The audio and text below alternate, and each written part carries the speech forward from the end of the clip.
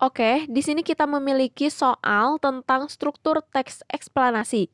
Soalnya, longsor adalah suatu peristiwa geologi yang terjadi karena pergerakan massa batuan atau tanah dengan berbagai tipe dan jenis, seperti jatuhnya bebatuan atau gumpalan besar tanah. Secara umum, kejadian longsor disebabkan oleh dua faktor, yaitu faktor pendorong dan faktor pemicu.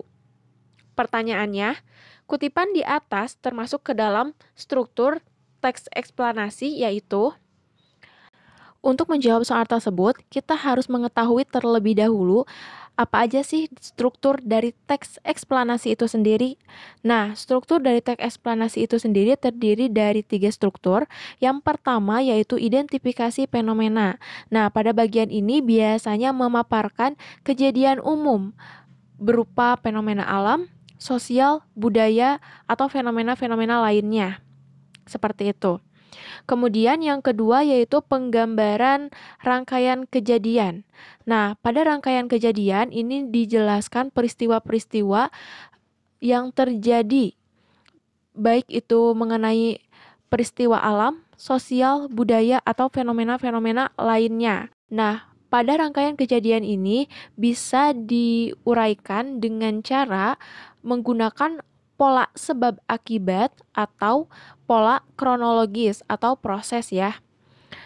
Selanjutnya, struktur yang ketiga yaitu ulasan. Nah, ulasan ini berupa komentar atau penilaian tentang konsekuensi atas kejadian yang dipaparkan sebelumnya.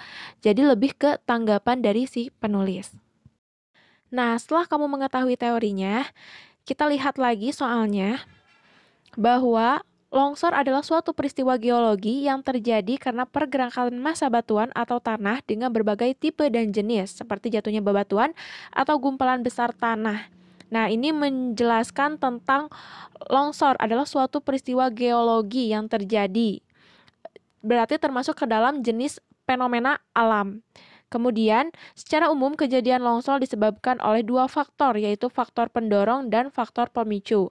Nah, di sini juga ada kata secara umum, jadi ini sudah jelas bahwa soal yang diberikan itu termasuk ke dalam identifikasi fenomena atau gambaran umum tentang peristiwa longsor atau fenomena alam longsor.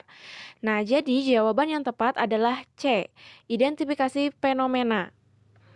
Oke, sampai jumpa di soal berikutnya.